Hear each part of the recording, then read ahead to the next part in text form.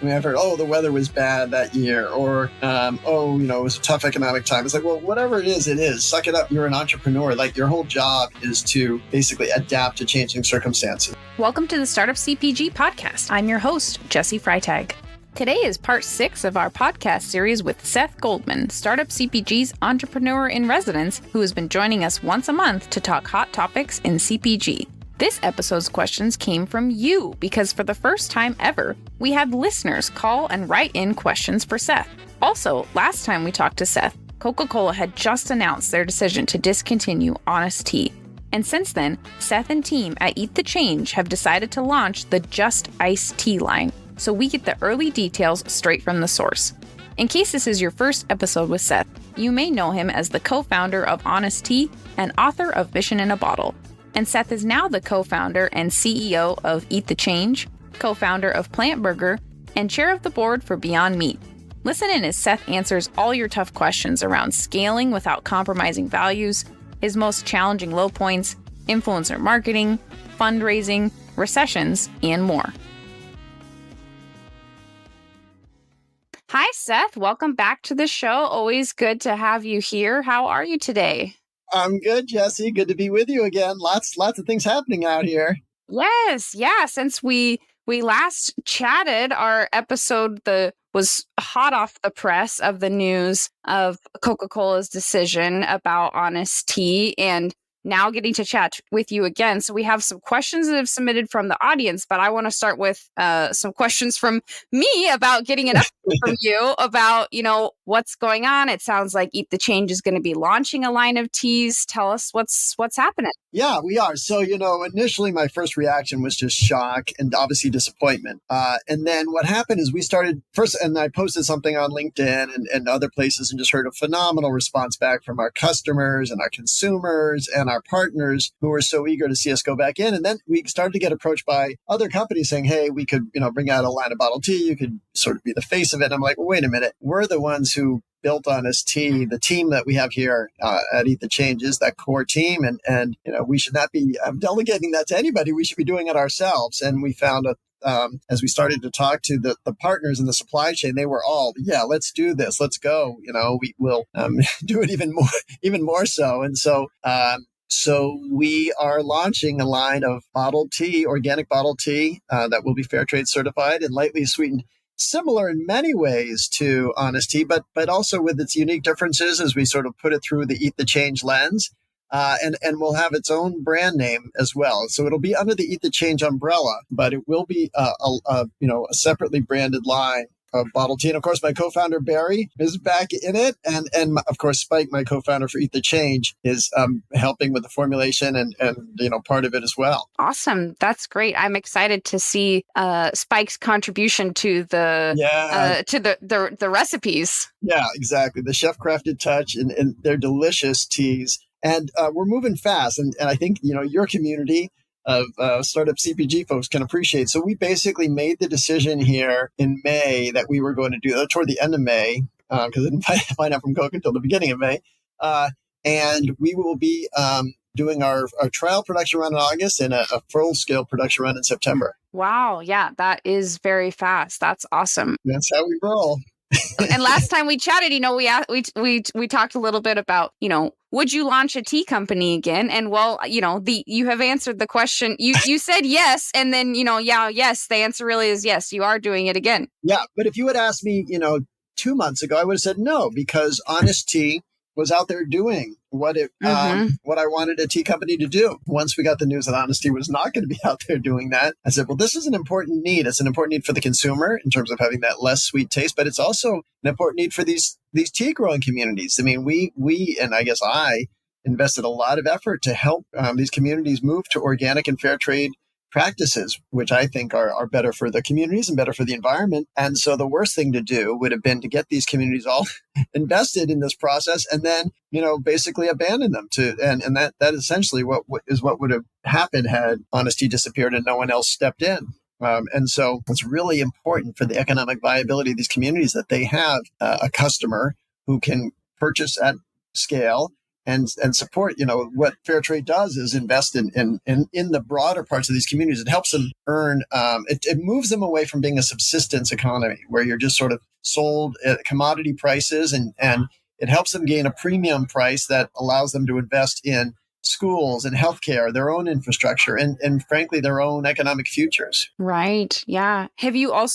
Have the retail partners that have carried Honest Tea over the years that are going to be, losing that on the shelf? Have you gotten some response from them yet? Or are you going to be reaching out? Wow. No, phenomenal response. They're so excited. And look, Honest Tea was the top selling bottled tea brand in the natural channel. And it still was, even when Coke decided to discontinue it. So there's a lot of shelf space that is would otherwise be vacated. And so, and that, look, I'm sure other brands will move in as well, but there needs to be a place for what Honest Tea stood for. And what we're doing is going to be very similar in a lot of ways to what Honest Tea is. But like I said, it will have its own brand name and its own formulations. Yeah. Do you anticipate this, adding to the Eat the Change team quickly to help support adding a whole product line? We need to. Well, what it does is it gives us a lot more volume and throughput and relevance to the retailer, because we love our snacks and we know there's a great opportunity there. But we also know the bottled tea business just is higher volume, higher velocity, and certainly more visible. So yes, we already have several team members, many of them,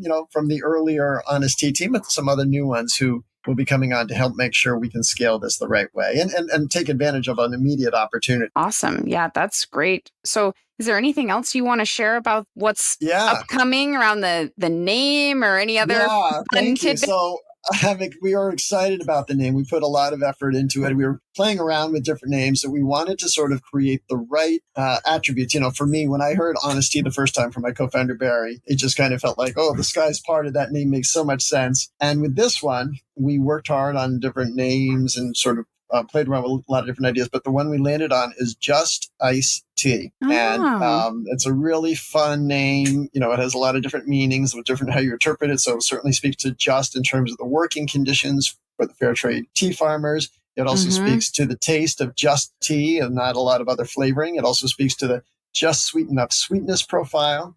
And it also speaks to the relationship we seek with the environment, where we try to do the just, act with justice toward the environment, where we're, taking or minimizing or reducing or eliminating chemical inputs that are harmful to the ecosystems we source from and harmful to the people who grow the tea leaves, and we think harmful to the consumer as well. So a lot of different layers of meaning for it. And that's the name that we'll be putting on it. And over time, we'll look to have not in the first production run, but over time, we'll look to have the Eat the Change logo on the bottle cap. Awesome. That's great. Yeah, I was prepping for this episode, my mind got stuck on how do you come up with a name? Like Honest Tea is such a good name, but I love that. Just Iced Tea. That's great. The just has so many meanings. That's awesome. Thank you. We're excited about it.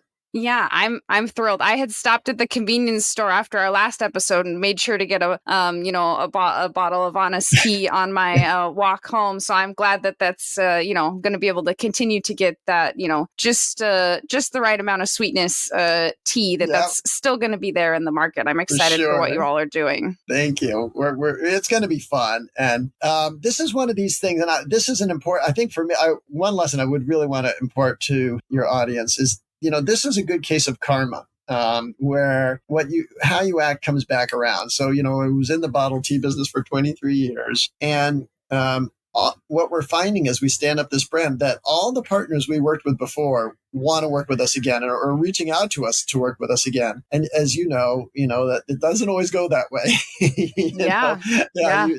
So how you act really makes a difference. And so, there may have been a time with a partner where there was a disputed bill and we may have taken our, maybe a little bit more of it than we should have. But, we treated the person in a way that they felt was fair. And you just never know who you're going to need to rely on in the future. And so, like I say, for us, this has been a a really gratifying experience, and in some cases, like with some of our key suppliers, I'm now dealing with the sons of the. I wanted to say daughters, but in general, it is generally the sons of the fathers who I sort of established the business with, and they feel like they're carrying on their father's work, and so they're proud to participate. And so just everyone you interact with as you build a business, you're doing that's branding work too. How you treat them, how you pay them, how you interact with them, how you negotiate with them. And at least while this brand obviously has no direct relationship to Honest Tea, in a way we're benefiting from the business practices of Honest Tea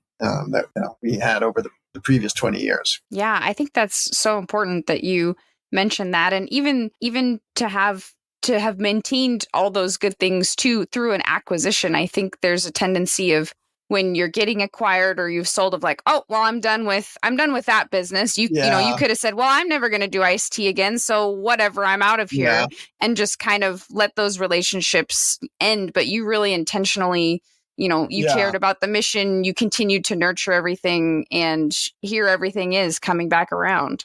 Yeah, that's right. Great. Well, thank you so much for the update. And then we've had questions submitted from our community. We said, if you could ask Seth Goldman anything, what would you ask him? So we've got a set of questions that I'm gonna, give to you from the community and get your thoughts on.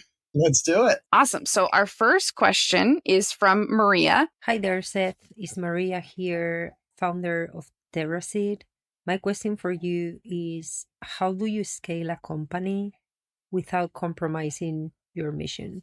This is one of my favorites. And so the key here, I always think, is to ingrain your mission into the product, right?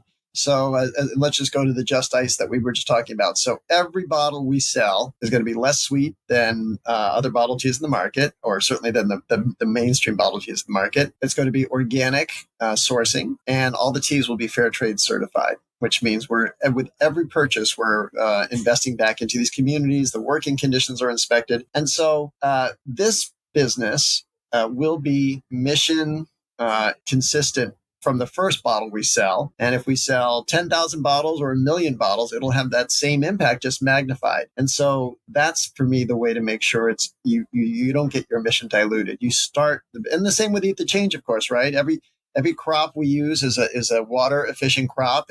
Every ingredient is nutrient dense. Everything is organic, and we're also relying on inputs. We're avoiding the 6 largest crops that sort of compromise biodiversity in agriculture. So you want to ingrain your mission into the product, and then I don't want to say you don't have to worry about it, because you still do, but then you just focus on growth, and that the more you do, the more impact you have. Right. That makes sense. Yeah. Rather than being an afterthought or a side project. Oh, no. Because look, a lot of folks, you'll hear them say, oh, we want to give away all our profits. Well, as our community of startup CPG folks knows, there's no profits in a startup business for the first few years. So you can't really be giving away. There's nothing to give away. You can give away product, but you're not giving away profits. And so you've really got to ingrain that mission into the business. Awesome. All right. So next question. Hi, my name is Blair Crichton from Corona. My question for Seth is, everyone loves to talk about all the glory, but what was the most challenging and low point in the startup journey, and how did you manage out of it? Thanks. Oh my gosh. I literally wrote a whole book about it. Yeah. There's so many. Yeah. I mean, so first of all, the one thing to just have as an overall mindset is just resilience, and you just can't get too mired in the low points. But we had so many. I mean, so we had this bottling plant that we owned for 6 years, and those were the 6 longest years of my life, and it was just brutal. It was in Pittsburgh, which is about 4 hours away from Bethesda, where I live, and so I'd be doing these just brutal drives there and back, and the plant was never really successful from a business perspective, and there were always problems. And it got to the point where it was compromising my ability to grow Honest Tea. It was a totally different business. Honest Tea was about branding and innovation, and a bottling plant is about change parts and labor shifts and water issues, none of which were adding value to honesty. And eventually we recognized that and we're able to basically sell off assets of the bottling plant and move away from it. But that was a challenging one. Another time in our first year was brutal, where we were doing a early production run, and it was in a blizzard, and I up in Buffalo, and so I had to try to get back from Buffalo to DC in a blizzard, driving in a snowstorm, and came out of the tunnel, hit some black ice, and the car flipped off the road. That was a low point for sure. Oh. I had, in fact, in the car, because I had to get to a trade show, I had tons of bottles, and so there's just broken glass everywhere. Oh. And yeah, it was not a good appointment, and my wife was angry at me for sort of being too risky with my behavior, but I had, sort of put the business over my safety, and that wasn't a good decision. And then, of course, I didn't win any fans on the home front with that decision either. So, I see, with these types of things, you just got to have a short memory, and you got to just get back and try to keep your eye on the big picture. And, we've talked before about resilience and why it's so important. And so you just got to tap those reserves when you get into those types of situations and move on. Yeah.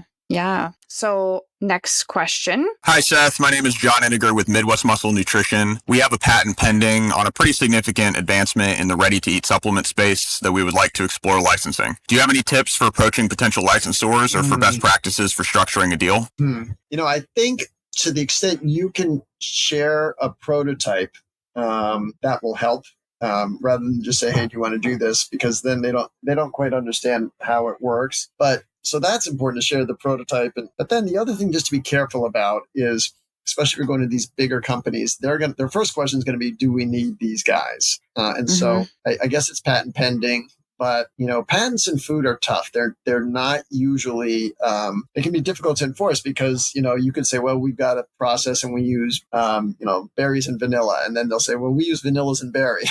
I mean, so, it's not hard to copy. It may not be a direct copy, but it's, to the end consumer, the impact may be the same. So I would just make sure you really have a point of difference that can't be copied, and then apply it to the relevant innovation so that somebody can see and say, okay, yeah, I understand how that makes sense for us. Just kind of make it easy for them, capture their imagination.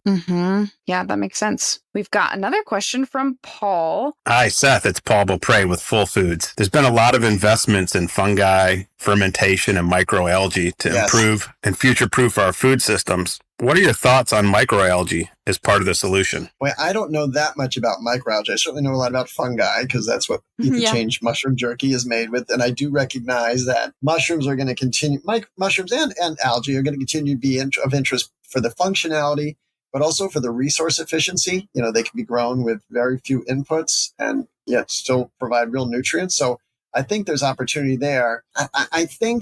I don't think about the ingredient specifically as much as what is the function you're making available to consumers. What are the benefits that, why should a consumer be interested in that? So I think you'll want to make sure you can communicate what are the benefits of microalgae and what can it do in the diet? How does it help? So I think the opportunities are going to be consistent with the brand or a marketer's ability to help consumers understand what's there. So, what's growing, we know.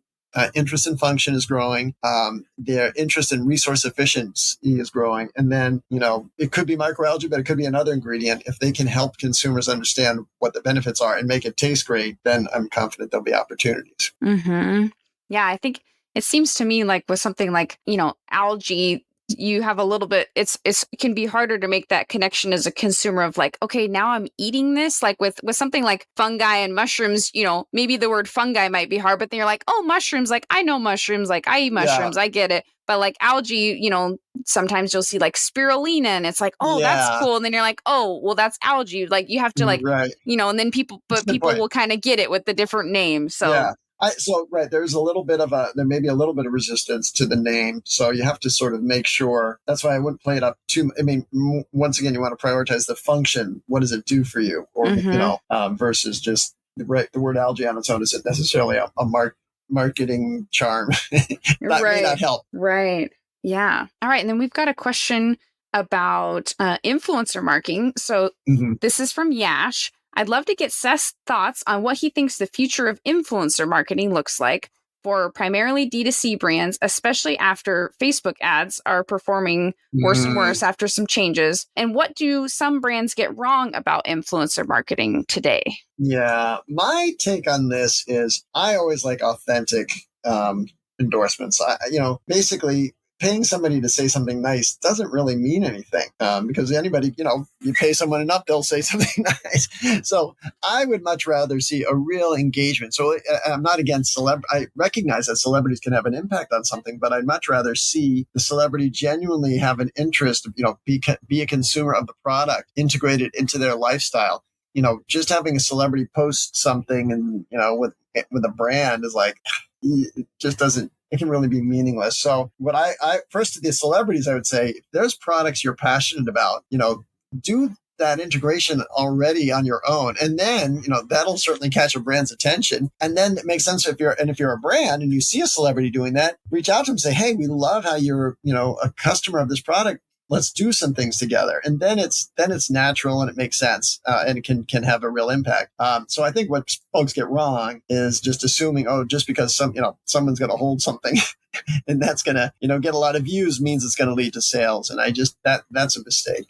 So I do think there's a future for it, but I would really make sure to emphasize authenticity on both sides, from the celebrity and from the brand. Mm-hmm. Yeah. We've got a financing question from Lillian. Do you have any thoughts to share about raising via debt versus equity, and then the different types of equity of non-VC or friends and family, angels? Yeah. Yes, absolutely. So it depends on what stage you're at, but I certainly, as a early stage entrepreneur, I think angel funding is going to be the best option because it will certainly be available in smaller amounts, which is generally what you need. It'll have more flexibility. It's more labor intensive and you have to talk to more people, but it gives you a chance to really sharpen your pitch. And these are people who are generally going to be more supportive. They're not going to look to put on all types of terms and join your board and all of that. Debt is awfully hard to come by as a startup CPG brand because what's going to happen is that if it's debt, and that means a bank or a lender is going to look for some security. And so, with Honest Tea back in the day, whenever we got a line of credit, they said, well, you have to guarantee it. And so what's going to guarantee it? I certainly didn't have the personal assets to guarantee it. So, let us put your home against it. I'm like, oh, that's not a fun idea, but I did that. And then, as the business grew, we took on more debt. I'm like, well, this is beyond what I'm able to collateralize. And they're like, well, that's okay. As long as we know you're focused, which of course I was focused. But so debt is just hard to come by. It's in a sense better if you find folks who will lend. But it's tough to come by, and there's certain times where you may be able to you take debt on or collateralize your receivables or maybe have some equipment. But in general, equity is going to be the more normal or more typical way to fund a business. That said, the less money you have to raise, the less you have to give up. So, do what you can to minimize your cash burn. I mean, there's other ways to finance a business. And so, for example, like as we get back into the bottled tea business, here we are, we're looking to buy millions of bottles. And as I said, I'm dealing that with the son of the bottle salesman I used to work with.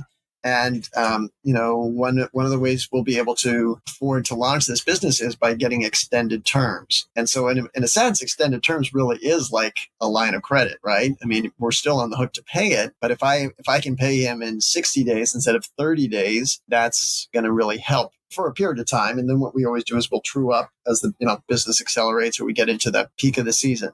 That's a form of debt that I would encourage every entrepreneur to explore, and it gives you a chance to understand what kind of partners you're dealing with. And so, as I mentioned, that karma being really important. There's no way if I had stiffed this guy's father, and not paid my bills or not paid on time, I would have been able to get extended terms. But basically over, several decades, I established good relationships and good credit. And then that pays off as we start talking with the son about buying bottles on extended term. Right. Yeah. That's super interesting. Another question from David. Are you seeing consumer behavior change as a result of inflation and supply chain issues? And if so, what tactics are you taking to address it? Yeah, no, it's tough out there. I mean, we're seeing costs go up everywhere. So one thing I'll say is I am surprised that as costs go up, it's not a full pullback. But that said, there's no question things are selling more when they're on sale. So consumers are responding to that for sure. But they're not stopping buying premium products. We know that we still see these products gain appeal. But there's no question the costs are going up across the board. We're seeing it in freight. We're seeing it in a lot of the oils. And I frankly don't see those costs coming down anytime soon. So, one thing that's always painful, at least for me, but I assume for other entrepreneurs too, is raising prices. You do everything you can to avoid it, but as long as everyone else is doing it, which seems to be what's happening, you've got to raise your prices too. You can't just cross your fingers and hope it'll all work out. And so, we've talked about this before. Gross margin is just so critical for these businesses. You have to have that to fuel the business. And so wherever you can find ways to shortcut. So for example, if you used to ship your freight to customers, can you make an FOB? Because a lot of times these distribution companies will pick up and will, they'll still have an upcharge, but it's going to make it, they may have a better efficiency than you might. And in a sense, that's a way for you to lower your spending. You're still, it's being passed on to the consumer, but maybe not as much. So that's one way for a CPG brand to be able to, address a cost issue and hopefully not pass on too much to the consumer. Right. And you mentioned consumers are still buying premium products, but have you seen any change on the consumer side? Are they thinking about things differently as prices increase, or are you not quite seeing the impact on the consumer side yet? I'm not seeing it yet, but I think there's so many other variables going on in the world, right? The markets are doing crazy things, and people are. What's really puzzling to me is all these people who aren't working. Like, I don't get how that's all going to sort out. Like, how are these people? How is that spending going to change, right? If people are just working less, you assume they're earning less. And so will their spending on premium products lower? I assume it will, but I haven't seen, so far we haven't seen it. Now,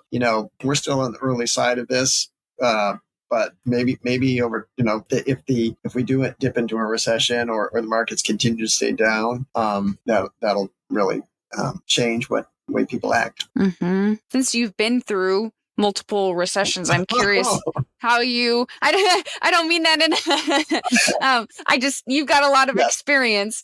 Like, do you think about it any differently of like, oh, I've weathered brands through this before? Is there anything you prepare for, or are you just kind of like, well, this is just the ups and downs of entrepreneurship? Well, there is definitely the ups and downs. And so, I basically, as an entrepreneur, there's really no excuses for anything. Like someone say, oh, well, I've heard, the weather was bad that year, or, it was a tough economic time. It's like, well, whatever it is, suck it up. You're an entrepreneur. Like, your whole job is to basically adapt to changing circumstances. So, we used to joke at Honesty because someone would talk about the weather and say, wait, are you a weatherman or a salesman? And it's true. Weather does have an impact, but you've got to, your job is to find a way to build a business, not to make excuses. And so, one of the things that is true is that even during tough economic times, people don't necessarily stop spending on premium products because they may not take a trip, or they may not buy the fancier car, but they'll sort of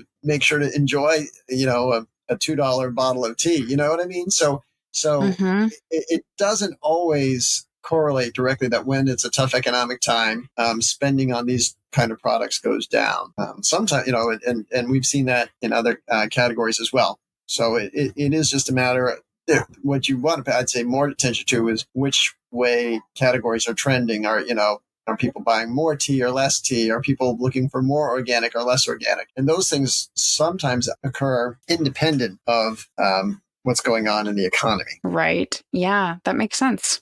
And then we've got a marketing question from Brad. So you did a lot of giveaways for Earth Month on Instagram, and wondering if you still find value in this type of promotion for small brands. It can take a lot of time to organize online giveaways. And do you think for smaller brands, is that always the right place to spend time on social media growth? What are your kind of thoughts on where people spend time? So one of the neat things about the Incredible Planet Challenges is that we integrated it with dozens of other brands. And so what we helped do is gain visibility for all of them. And so some of them, some of the brands we partner with had larger followings, some of them had smaller followings. But, when we can connect as a result of the initiative, our brand and the Incredible Planet Challenge gained visibility with a much larger, when you combine all of those audiences, it was larger than any one brand, and the giveaways were spread out across all the brands too. So while Eat the Change definitely gave away some of the product, the other brands gave away products too. And it was a real community effort. And so different ways to evaluate that. The first thing, for us, that Incredible Planet Challenge really was about trying to create a broad movement about people changing their eating habits. So, it wasn't just about selling products. So, if I look at it, did Eat the Change sell, more jerky or carrot chews because of the Incredible Planet Challenge? I don't know. And frankly, that wasn't the point of the initiative. Did we get more exposure and get more people thinking about how to eat and what they eat? Yes. And so that was the goal there. So from that point of view, it was worth it.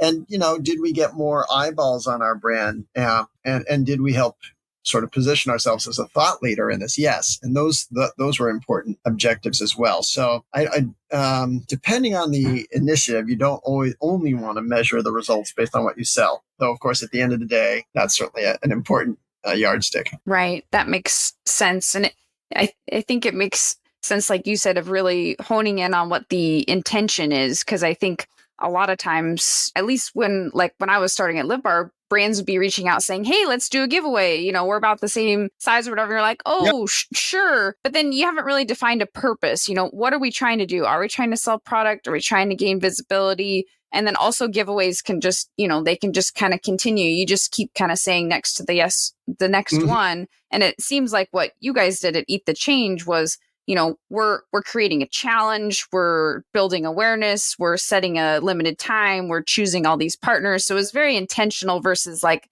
saying yes to another, random email. Yeah. And are you leveraging, whatever your partner's community is? That for us is an important consideration as well. Mm-hmm. Yeah. And then our last question is about customer acquisition cost.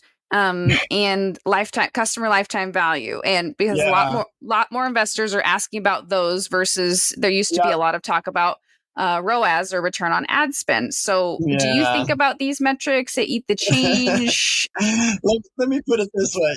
Yeah, somebody at Eat the Change does. I don't. Look, the simple idea is you want to be able to make more money than you spend, right? You want to be so but from our point of view, we're in a super early stage, so we really can't quantify that. And we're not, by the way, we're not a real e-commerce brand yet. We will be, but for now, we're so retail focused. So for me, my focus on how do I get people in stores to buy our product? And so it's certainly not I wouldn't say it's not the most cost effective, but the strategy that we employ is sampling. And you and I have talked before about field marketing and why I think it's so important. And so once again, we have our road warriors out in the field in stores giving out samples. And I know there are other ways, but I do know this way works. Meaning if somebody tastes your product, they understand what it is, and if they like it, they'll buy it. Now those are not given things, right? Meaning someone may not understand it, but if they're in a demo, they have a better chance of understanding it, and they may not like it. But if they're in a demo, they'll at least be able to taste it. And so I know this works, but it is labor intensive. The cost of the intern, the cost of the product you're giving away.